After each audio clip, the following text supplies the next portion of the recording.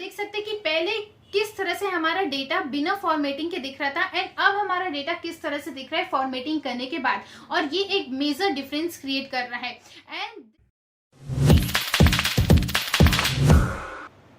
Hey everyone, this is Chetna Lalwani and welcome back in another way to excel in Excel.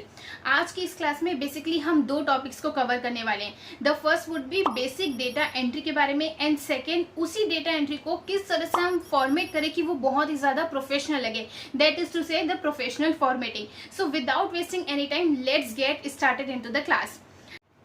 Okay, सबसे पहली चीज जो हम लोग करने वाले हैं वो यहाँ पे एक स्कूल के डेटा पे काम करने वाले हैं। First of all, we need to write the name of the school.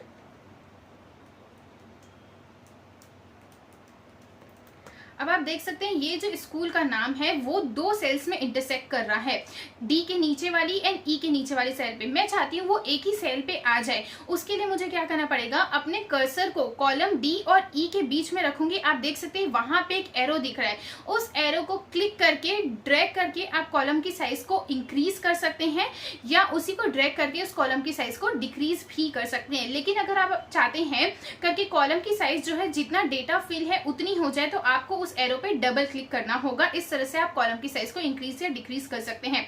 उसके अलावा अगर आप चाहते हैं कि आप माउस का यूज न करें बट अपने कॉलम की साइज को चेंज करें तो उसके लिए एक शॉर्टकट की आती है। देखिए, ये जो शॉर्टकट की बताने वाले ये सिर्फ कॉलम की साइज के लिए नहीं बट एक्सेल में और हजारों शॉर्टकट कीज क्रिएट करने में आपको मदद करने वाली है।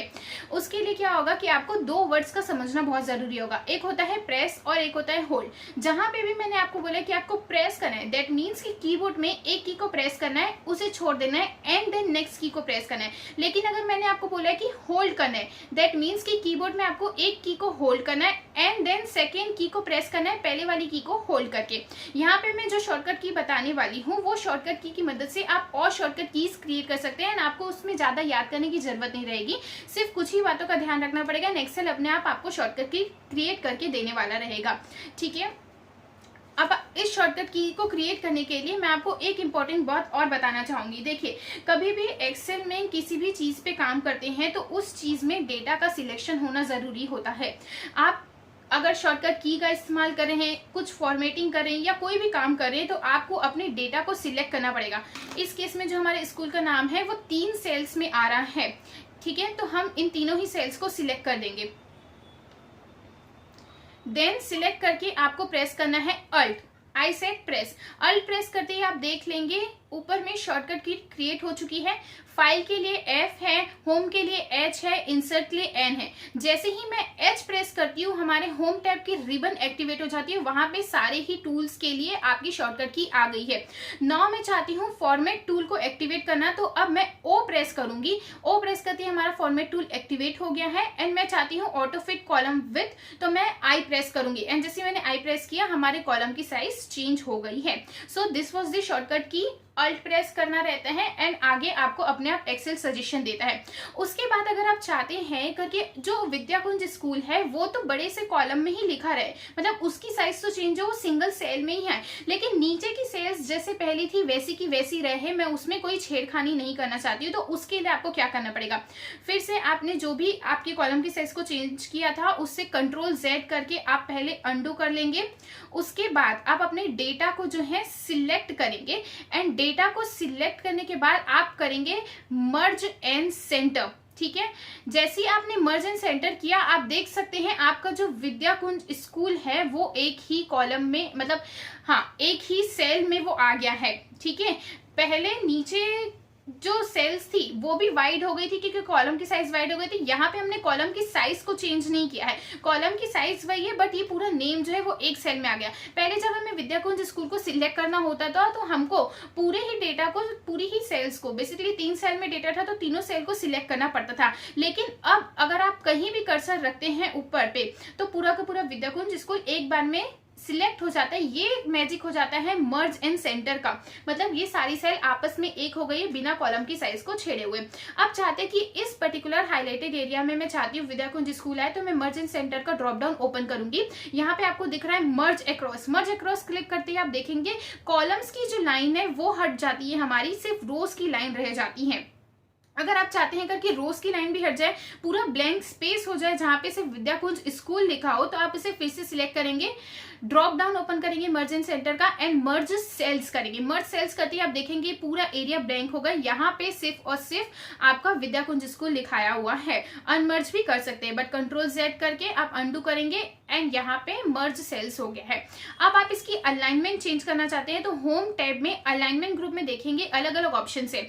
आप इसे मिडिल अलाइन भी कर सकते हैं, इसे आप अगर टॉप अलाइनमेंट करना चाहते हैं तो टॉप भी कर सकते हैं, टॉप मिड बॉटम अलाइनमेंट। उसके अलावा अगर आप चाहते हैं कि लेफ्ट अलाइनमेंट है तो वो भी हो सकता है, सेंटर अलाइन भी कर सकते हैं एंड राइट अलाइन भी कर सकते हैं। फिलहाल के मुझे ये मिड एंड सेंटर अलाइनमेंट में चाहिए। उसके बाद अगर मैं इसकी साइज या फॉन्ट स्टाइल चेंज करना चाहूँ तो यहाँ से मैं इसकी फॉन्ट स्टाइल चेंज कर सकती हूँ। मैं अगर इसे बोल्ड करना चाहूँ तो बोल्ड कर सकती हूँ, इटैलिक एंड अंडरलाइन भी कर सकती हूँ। नेक्स्ट चीज आ जाती है, अगर मुझे इस पर्टिकुलर टैब का इंक्रीज करना है साइज, टेक्स्ट की साइज इंक्रीज करनी है तो यहाँ से मैं इसकी इंक्रीज कर सकती हूँ साइज को। उसके साथ ही साथ आप इस टैब को कलर भी कर सकते हैं। ठीक है, टैब को कलर करने के लिए इस ड्रॉप डाउन को ओपन करेंगे एंड अलग अलग कलर ऑप्शन रहते हैं। सबसे पहले मैं आपको बोला कि डेटा को सिलेक्ट कीजिए, टैब कलर को ओपन कीजिए, अलग अलग कलर ऑप्शन है, आप उससे टैब का कलर भी चेंज कर सकते हैं। नेक्स्ट आ जाते हैं, आपको ये ऊपर में 2 A लेटर्स दिए हुए हैं, आप यहाँ से भी डायरेक्टली साइज को इंक्रीज या डिक्रीज कर सकते हैं फॉन्ट की साइज को। अगर आप टेक्स्ट की कलर्स को चेंज करना चाहते हैं, फॉन्ट के कलर को चेंज करना चाहते हैं तो यहाँ से आप इसके कलर को भी चेंज कर सकते हैं। ठीक है, तो ये कुछ बेसिक चीजें हुई होम टैब में फॉन्ट ग्रुप के अंदर में।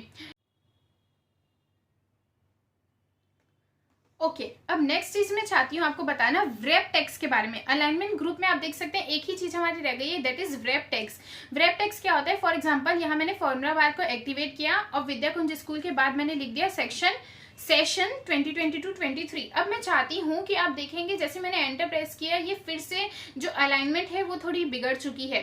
ठीक है, तो मैं इसे क्या करूंगी कि मैं चाहती हूँ ये जो सेशन है वो विद्याकुंज स्कूल नाम के नीचे में आ जाए। इसके लिए मैंने डेटा को सिलेक्ट किया, व्रैप टेक्स्ट पे क्लिक किया एंड आप देख सकते हैं कि विद्याकुंज स्कूल टॉप पे लिखा के आ रहा है, उसके नीचे सेशन लिखा के आ रहा है हमारा।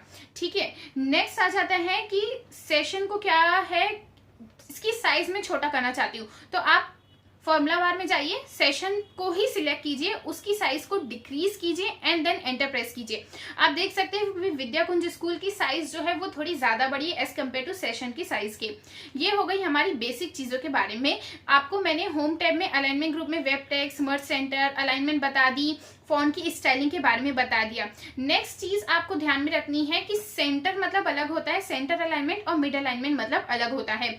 जहां पे आप यूज करते हैं टॉप, मिड और बॉटम का, एंड एक होता है लेफ्ट, सेंटर और राइट का, आप डिफरेंस समझ सकते हैं। उसके अलावा जो हमारी नेक्स्ट चीज आ जाती है कि मेरा जो डेटा है वो थोड़ा वास्ट एरिया में कवर होना चाहता है। ठीक है, तो मैं क्या चाहती हूँ कि इस पर्टिकुलर सिलेक्टेड एरिया में मैं अपना पूरा विद्याकुंज स्कूल हेडिंग बोल्ड में चाहती हूँ। तो मैंने इसे सिलेक्ट किया, मैंने मर्ज एंड सेंटर पे क्लिक किया एंड मैंने मर्ज सेल्स कर दिया। अब आप देख सकते हैं फॉन्ट की साइज को इंक्रीज करके। ओके, सो ये हो गया हमारा हेडिंग, इस पूरे एरिया में कवर हो गई है। नेक्स्ट मैं कॉलम्स कुछ बना लेती हूँ आपके लिए। देखिए यहाँ पे मैंने कुछ कॉलम्स बना के रखे हुए, सीरियल नंबर का, नेम ऑफ स्टूडेंट का, सब्जेक्ट का और कुछ फॉर्मूले डाले हुए हैं। ठीक है, अब देखो मैं ये जो सब्जेक्ट लिखा हुआ है वो मैथ्स के लिए भी हेडिंग है, इंग्लिश के लिए भी है, हिंदी के लिए भी है। तो मैं चाहती हूँ ये सब्जेक्ट हमारा मिडिल में आए। फिर से हम वही ट्रिक अपनाएंगे, सब्जेक्ट को सिलेक्ट करेंगे तीनों ही सेल को एंड मर्ज अक्रॉस कर देंगे। उसके बाद आप इसकी अलाइनमेंट मिडिल और सेंटर अलाइन कर देंगे। उससे आप देख सकते हैं ये पहले से कितना ज्यादा इजी टू अंडरस्टैंड और क्लियर लग रहा है।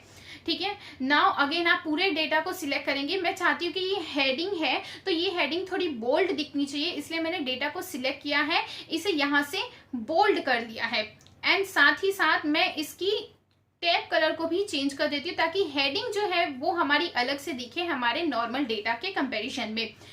ठीक है, अब आप देख सकते हैं कि यहाँ पे एक चीज हो रही है कि आपकी जो है बाइफर्केशन नहीं दी हुई है, सीरियल नंबर और नेम ऑफ स्टूडेंट के बीच में कोई लाइन नहीं खींची हुई है, सब्जेक्ट्स के बीच लाइन नहीं खींची हुई है, तो वो ज्यादा क्लियर नहीं दिख रहा है। तो इसके लिए क्या करेंगे, हम इस पे बॉर्डर्स को क्रिएट करेंगे। बॉर्डर्स को किस तरह से क्रिएट किया जा सकता है, आपको पूरे डेटा को सिलेक्ट करना है।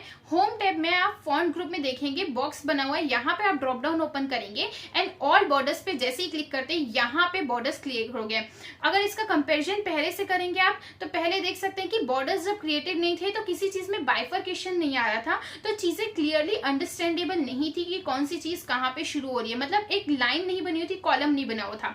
आप शॉर्टकट की का यूज कर सकते हैं। मैंने अल्ट प्रेस किया, होम के लिए एच प्रेस किया, उसके बाद बी प्रेस किया बॉर्डर के लिए, एंड ए प्रेस किया है ऑल बॉर्डर के लिए। तो इस तरह से हमारा बॉर्डर भी यहाँ पे क्रिएट हो गया है। नेक्स्ट चीज मैं अब आपको सिखाना चाहती हूँ कि आप अपने एक्सेल में सीरियल नंबर्स को किस तरह से ऐड कर सकते हैं। देखिए, सीरियल नंबर को ऐड करने के लिए मैंने सीरियल नंबर वाले कॉलम को एक्टिवेट किया है। यहाँ पे मैंने 1 लिखा, 2 लिखा। अब मैं चाहती हूँ सीरीज फिल हो जाए तो मैंने दोनों ही सेल्स को सिलेक्ट किया। अब आप राइट कॉर्नर पे देख सकते हैं एक प्लस का निशान आ रहा है, क्लिक करके ड्रैग एंड ड्रॉप करेंगे तो यहाँ पे आपकी जो सीरीज है वो पूरी तरीके से फिलअप हो जाएगी। अब आप देखेंगे मैंने 1 और 2 लिखा था, इसलिए सिंगल डिजिट का डिफरेंस आ रहा है। अगर मैं कोई स्पेसिफिक नंबर ऑफ डिजिट का डिफरेंस चाहती हूँ तो मैं वो भी पा सकती हूँ। किस तरह से पाएंगे, इसे पहले डिलीट कर देते हैं। एंड देन अब आप देखेंगे कि 1 के नीचे अगर मैंने यहाँ पे लिख दिया है 5, ठीक है, तो 1 और 5 के नीचे सिलेक्ट किया मैंने, क्लिक किया, ड्रैग एंड ड्रॉप किया। अब आप देख सकते हैं 4 डिजिट का डिफरेंस पूरी ही सीरीज में क्रिएट हो गया। इस तरह से आप रिक्वायर्ड डिफरेंस की अकॉर्डिंग सीरीज बना सकते हैं। अगर आप चाहते हैं कि सिर्फ सिंगल डिजिट 1 की सीरीज कॉपी हो जाए तो आप 1 को सिलेक्ट करके क्लिक एंड ड्रॉप करेंगे, ये आपकी सेम डिजिट की जो सीरीज है वो बन के रेडी हो जाएगी। उसके अलावा आपके पास राइट में एक छोटा सा बॉक्स दिया हुआ है, उसमें आप ड्रॉप डाउन ओपन करेंगे, अलग अलग ऑप्शंस दिए हुए हैं। इस बॉक्स को फिल हैंडल बोलते हैं। सेम सीरीज में कॉपी सेल्स हुआ, फिल सीरीज करेंगे तो आपका नंबर आ जाएगा जैसे पहले आ रहा था। उसके अलावा अगर आप फिर से अलग अलग ऑप्शंस को करना चाहते हैं तो उसके पहले इस पे थोड़ी फॉर्मेटिंग करते हैं। मैंने इसे बोल्ड कर दिया, मिड अलाइनमेंट कर लिया एंड सेंटर अलाइनमेंट कर दिया, ठीक है। अब मैं चाहती हूँ इसकी सीरीज को और बढ़ाती हूँ। मैंने यहाँ 11, 12, 13, 14 एक्स्ट्रा नंबर ऐड किए हैं, ठीक है, फॉर्मेटिंग करने के बाद में। अब फिल हैंडल को ओपन करेंगे, यहाँ पे फिल फॉर्मेटिंग ओनली दिया है, फिल विदाउट फॉर्मेटिंग दिया है। जैसे मैंने फिल विदाउट फॉर्मेटिंग में किया, आप देख सकते हैं सीरीज तो फिल हुई बट इस पे जो फॉर्मेटिंग की थी वो फिल नहीं हुई है, बोल्ड नहीं हुआ है। नेक्स्ट आ जाता है फिल फॉर्मेटिंग ओनली। अगर करती हूँ तो यहाँ पे फॉर्मेटिंग फिल हो गई पर सीरीज फिल नहीं हुई है। अगर मैं यहाँ पे कोई और नंबर लिखती हूँ तो वही फॉर्मेट पे लिखाएगा जो ऊपर की फॉर्मेट है, बट सीरीज जो है वो चेंज हो गई है क्योंकि मैंने सिर्फ और सिर्फ फॉर्मेटिंग को फिल किया था। तो ये सारी चीजें हो जाती है आपके फिल हैंडल में। एक बहुत ही अच्छा ऑप्शन रहता है जब भी आप नंबर्स डाल रहे हैं, सीरीज ऑफ नंबर डाल रहे हैं वहां पे, ठीक है। तो आपको सबसे पहले अगर मैंने बोला कि फिल हैंडल का टॉपिक आ रहा है तो फिल हैंडल में क्या हुआ, मैंने आपको अलग अलग चीजें बताई। कॉपी सेल्स बोला तो कॉपी सेल्स में क्या होता है, अगर आप सेम डिजिट चाहते हैं पूरे ही सेल्स में उसी की सीरीज बनी रहे वो कॉपी सेल्स के लिए हो जाता है। फिल सीरीज में लाइन वाइज सीरीज आती है। फिल फॉर्मेटिंग ओनली बताया जहाँ पे फॉर्मेटिंग होगी, एंड फिल विदाउट फॉर्मेटिंग बनाया है जहाँ पे सीरीज तो बढ़ेगी लेकिन फॉर्मेटिंग कॉपी नहीं होने वाली है। एक ऑप्शन आ जाता है आपका फ्लैश फिल का। फ्लैश फिल क्या रहता है, ये एक बहुत वास्ट टॉपिक है जिसके लिए एक अलग वीडियो बनानी पड़ेगी एंड वहां इसे समझाया जाएगा, ठीक है। नेक्स्ट अब मैं क्या करी, यहाँ पे मैंने नेम ऑफ स्टूडेंट्स को फिलअप करके रखा है। अब मैं उनके करस्पॉन्डिंग मार्क्स डालना चाहती हूँ उन स्टूडेंट के सारे ही तीनों सब्जेक्ट में। अब क्या होता है कि आप जैसे मार्क्स डाल रहे हैं, 10th स्टूडेंट का मार्क्स डाला, फिर इंग्लिश के लिए आपको एक एक करके वापस ऊपर जाना हो।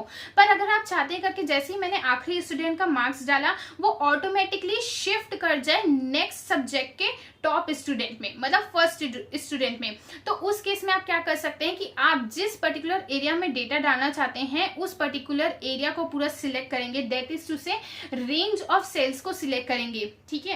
रेंज ऑफ सेल को सिलेक्ट करते ही आपको मार्क्स डालने हैं एंड देन कोई भी एरो की नहीं प्रेस करनी है, आपको प्रेस करना रहेगा एंटर। मैंने यहाँ पे रेंज ऑफ सेल को सिलेक्ट किया है, उसके बाद मैंने यहाँ पे एंटर प्रेस किया है एंड इस तरह से मैं डेटा पुट करते जा रही हूँ यहाँ पे।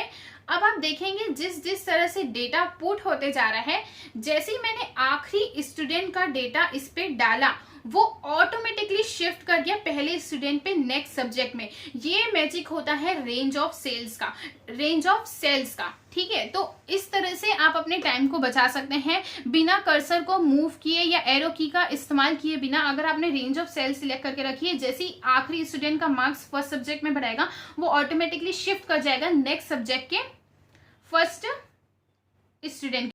ओके, सो ये कुछ इंपॉर्टेंट बात हो गई basic data entry and formatting के बारे में। आप देख सकते हैं कि पहले किस तरह से हमारा डेटा बिना फॉर्मेटिंग के दिख रहा था एंड अब हमारा डेटा किस तरह से दिख रहा है फॉर्मेटिंग करने के बाद, और ये एक मेजर डिफरेंस क्रिएट कर रहा है।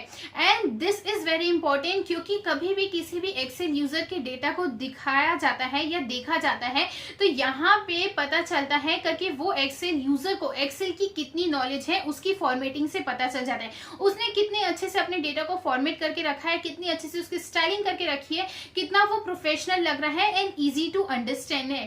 ठीक है, आई होप कि आज की क्लास ने हमेशा की तरह आपके इस पर्टिकुलर टाइम पे थोड़ी सी वैल्यू एडिशन की होगी, या अगर आपके कोई प्रॉब्लम होगा उसको इसने सॉल्व करने की कोशिश की होगी। अगर ऐसा है देन प्लीज इस चैनल को सब्सक्राइब करें। एंड अगर इसके अलावा आपको कोई भी डाउट है तो आप मुझे कमेंट सेक्शंस में बता सकते हैं।